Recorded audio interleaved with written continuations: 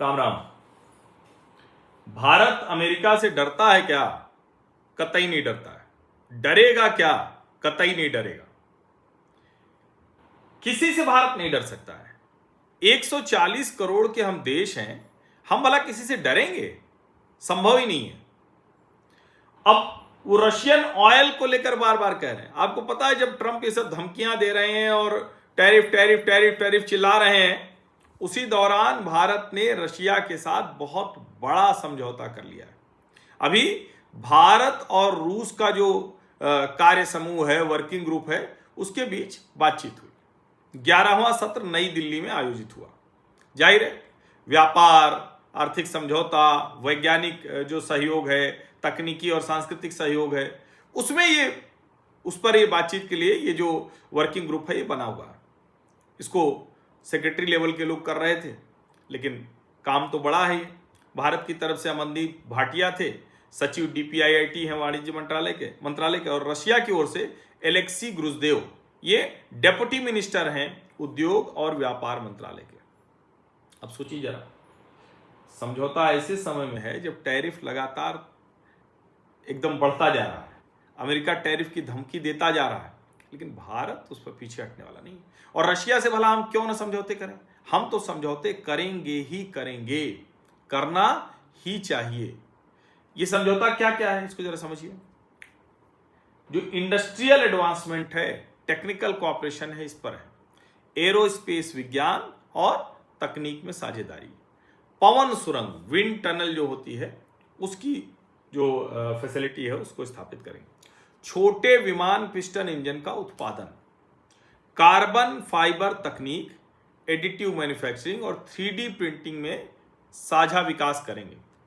खनिज और जो दूसरे मसले हैं, खनन और खनिज, तो जो रेयर अर्थ है उसको मिलकर निकालेंगे।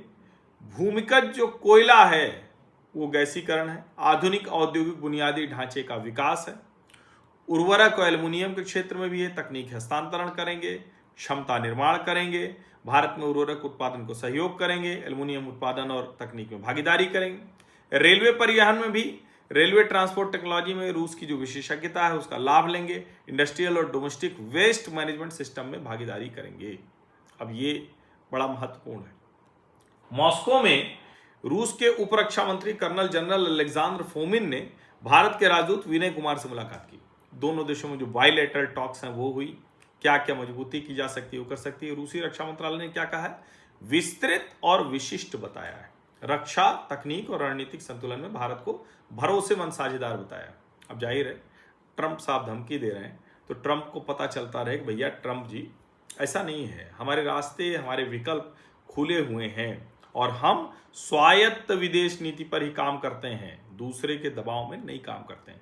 वैश्विक संतुलन ये हर देश को करना चाहिए, भारत भी कर रहा है। और मैं बार बार कहता हूं कि इस वक्त multipolar diplomacy, multipolar world, multipolar leadership है।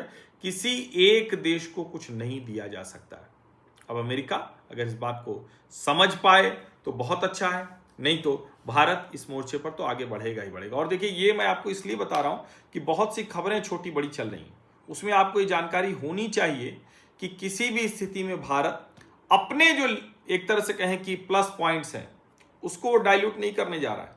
और जहां माइनस पॉइंट है, रशिया उसका प्लस पॉइंट है, चाइना उसका माइनस पॉइंट है भारत का, तो जो माइनस पॉइंट है उसको कैसे प्लस किया जा सकता है वो देखेंगे।